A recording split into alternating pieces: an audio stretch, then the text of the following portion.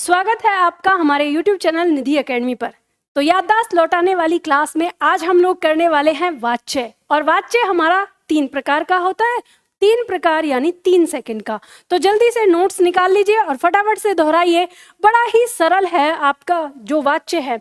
वाच्य जब हम पढ़ते हैं एक तरह से हम कह सकते हैं कि क्रिया का वह रूप जिससे हमें ये पता चलता है कि इस वाक्य के अंदर हमारा कर्ता प्रधान है, कर्म प्रधान है या भाव प्रधान है, तो वो हमारा क्या कहलाता है? वाच्य कहलाता है। हम कैसे पता करेंगे कि इस वाक्य के अंदर हमारा कर्तृवाच्य है या कर्मवाच्य है या भाववाच्य है? तो तीनों चीजों के लिए मैंने आपको बताई थी एक छोटी सी ट्रिक। याद करो, आप जानते हो कि आपको खोजना है वाक्य में कर्ता, आपको खोजना है वाक्य में कर्ता, और इसके लिए भी आपको वाक्य में खोजना है कर्ता। याद आ रहा है कुछ?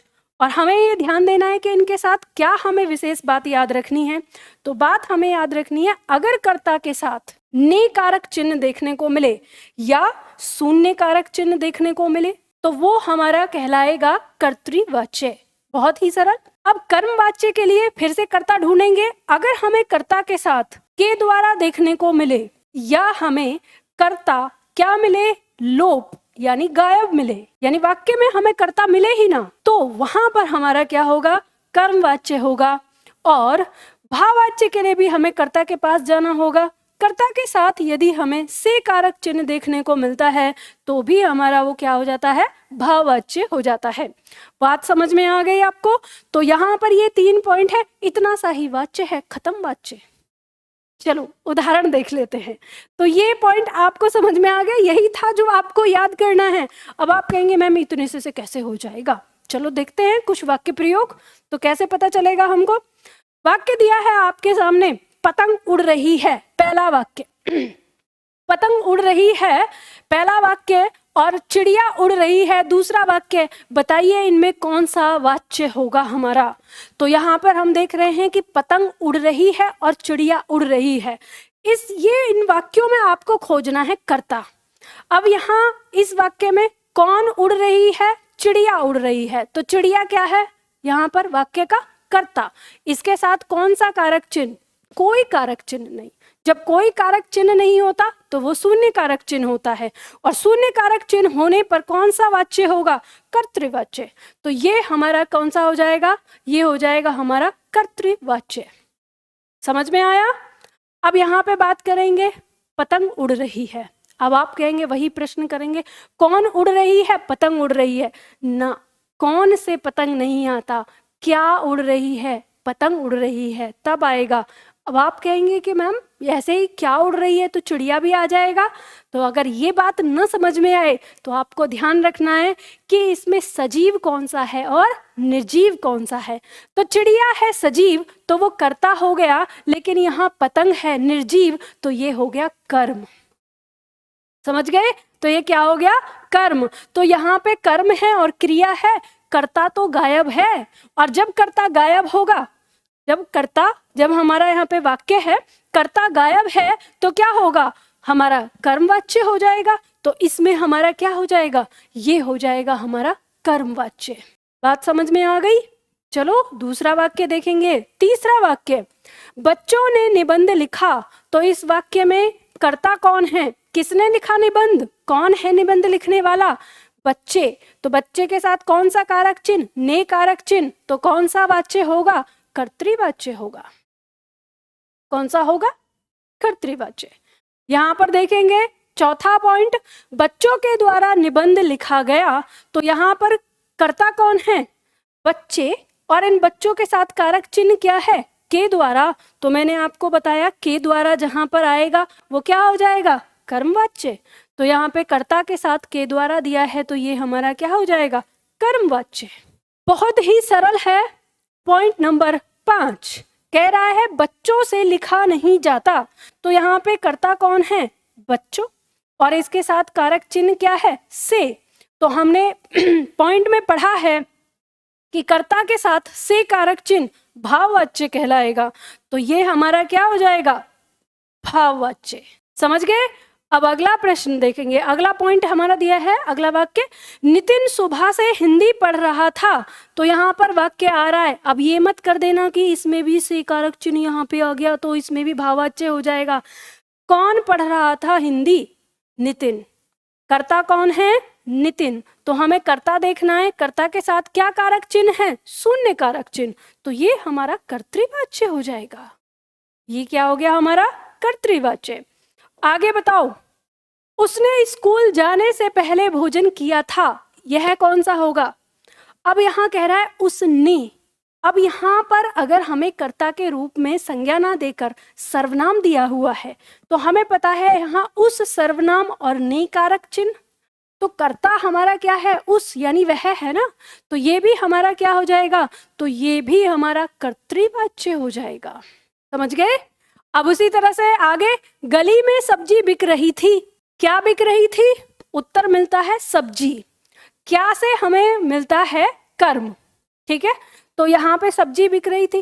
भाई कौन बेच रहा है सब्जी? सब्जी बेचने वाला यानी काम को करने वाला, यानी कर्ता तो गायब है। कर्ता गायब है, लोप है, तो कौन सा वाच्य हो जाएगा? कर्मवाच्य। क्योंकि जहां कर्ता गायब वहीं पे हमारा कर्मवाच्य। डर के मारे उससे खाया भी नहीं गया। अब यहाँ पे आप देखो कि कर्ता कौन है? भाई कौन है जिससे खाया नहीं गया? तो उस। अब उसके साथ से कारक चिन्ह आ रहा है, तो यहाँ पर से कारक चिन्ह आ गया, खाया भी नहीं गया, तो ये हमारा भाववाच्य हो गया। भाववाच्य, बस इतना सा समझना है। सूरज उगने से पहले वह उठ गया था। अब यहाँ पे दिया हुआ वाक्य दिया है, कौन था भाई जो उठ गया था सुबह? वह। और वह के साथ कौन सा कारक चिन्ह? यानी ये है कर्ता। हमें खोजना क्या है भाई? पहले हो, वाक्य के पहले हो, बीच में हो, कहीं पे भी हो, हमें खोजना है कर्ता। और कर्ता के साथ देखना है कारक चिन्ह, शून्य कारक चिन्ह है, ये कर्तृवाच्य आ जाएगा। सरल, आराम से। अब चलो इसमें एक विशेष नियम देख लो। विशेष नियम क्या है वो पॉइंट आप समझ लो। अगर हमारे कर्ता के साथ से कारक चिन्ह आया हो और वाक्य में कर्म कारक भी आया हो, बात को समझ लेना यहाँ पर। अगर वाक्य के अंदर कर्ते जो हमारा कर्ता है उसके साथ से कारक चिन्ह हो और कर्म कारक भी उस वाक्य के अंदर हो तो वो हमारा वाच्य कर्म वाच्य होगा। जैसे उदाहरण के तौर पर, रोगी से भोजन नहीं खाया जाएगा। क्या नहीं खाया जाएगा? भोजन। तो भोजन यहाँ पर क्या है? कर्म है। ठीक है, तो भोजन कर्म है और यहाँ पर रोगी क्या है? कर्ता है। तो कर्ता के साथ से कारक चिन्ह आया तो आपका मन कहेगा कि भाववाच्य होना चाहिए, लेकिन इसके साथ यहाँ कर्म भी आ गया तो ये हमारा क्या हो जाएगा? फिर ये हमारा कर्मवाच्य हो जाएगा। समझ गए? अब वहीं पे अगर मान लो इसी वाक्य को हम ऐसे कहें कि रोगी से खाया नहीं जाएगा, अगर इस तरह से वाक्य दिया है तो इसमें कर्ता के साथ कारक चिन्ह से और खाया नहीं जाएगा ये क्रिया, तो ये हमारा क्या हो जाएगा? भाववाच्य हो जाएगा। इसको हम फिर क्या कहेंगे? भाववाच्य। तो दोनों में अंतर समझ में आ रहा है? अब ऐसा क्यों होता है? तो इस पॉइंट को अब यहाँ पर ये समझ लीजिए कि हम ये जानते हैं कि जो हमारा कर्तृवाच्य है इसमें क्रिया हमारी सकर्मक और अकर्मक दोनों हो सकती है। ठीक है, और जो हमारा कर्मवाच्य है इसमें क्रिया हमारी केवल और केवल सकर्मक होती है और जो भाववाच्य है इसमें हमारी क्रिया अकर्मक होती है, यानी इसमें कोई कर्म नहीं आता। तो ये ध्यान देना है। तो भाववाच्य हमारा जब अकर्मक क्रिया होगी यानी उसमें कोई कर्म नहीं होगा तभी भाववाच्य होगा। अगर उसमें कोई कर्म आ जाएगा तो से कारक चिन्ह लगने के साथ भी ये हमारा क्या बन जाएगा? कर्मवाच्य बन जाएगा। ठीक है, तो इस तरह से हमने जान लिया। अब इसी पॉइंट में एक पॉइंट आप दूसरा पॉइंट और जान लीजिए, यानी यहाँ पर अविशेष नियम, ये तो मैं वैसे बता भी चुकी हूँ, फिर भी आप समझ लीजिए कि यदि वाक्य में केवल कर्म हो और जो हमारा कर्ता है वो लोप हो, यानी वाक्य में हमको किसी भी तरह का वाक्य है उसमें हमको कर्ता ना मिले और उसमें सिर्फ हमें कर्म दिखाई दे, कर्म मिले, तो वो हमारा वाक्य कर्मवाच्य होता है। जैसे पेड़ से पत्ते गिरते हैं तो इसमें क्या गिरते हैं? पत्ते गिरते हैं। अब पत्ते यहाँ पर क्या हो गया? हमारा कर्म हो गया। पेड़ से अलग हो रहे हैं, तो ये हमारा अपादान हो गया है। तो यहाँ पर गिरते हैं, ये क्या है, हमारा क्रिया है। तो हमें यहाँ पता चल रहा है कि इस वाक्य के अंदर हमारा कर्ता नहीं है, तो ये हमारा क्या हो जाएगा, फिर कर्मवाच्य हो जाएगा, क्योंकि कर्ता लोप है तो ये हमारा कर्मवाच्य हो जाएगा। दूसरा दिया है बहुत समय पहले की बात है, तो बहुत समय पहले की बात है, क्या है, बात है, यानी कर्म ही इसमें आया है, तो यह भी हमारा क्या हो जाएगा, कर्मवाच्य हो जाएगा। तो बात समझ में आ गई, इतना सा आपका वाच्य है और कुछ नहीं है। उम्मीद करती हूँ आपको ये चीज़ अच्छे से समझ में आ गई होगी। तो जल्दी से आप इसी तरह से आप याद कर दीजिए, करते रहिए। तो ये पीडीएफ अगर आपको चाहिए तो वो आपको मिल जाएंगी निधि एकेडमी ऐप पर। और एक बात, अगर आप में से जो भी छात्र पहली बार देख रहे हैं, उन्हें लग रहा हो कि मैम आप तो बहुत तेज बताती हैं, हमें समझ में नहीं आ रहा और ये सारी चीज़ें, तो उनकी जानकारी के लिए मैं बता दूं, ये हमारा रिवीजन बैच है।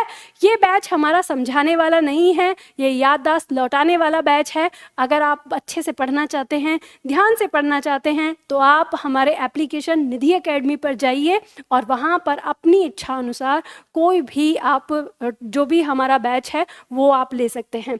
और अधिक जानकारी के लिए दिए हुए नंबर पे आप कॉल कर सकते हैं और वहाँ से आपको जानकारी मिल जाएगी। चलिए, तो आज के लिए हम इतना ही करते हैं, फिर मिलते हैं हम अगली क्लास में।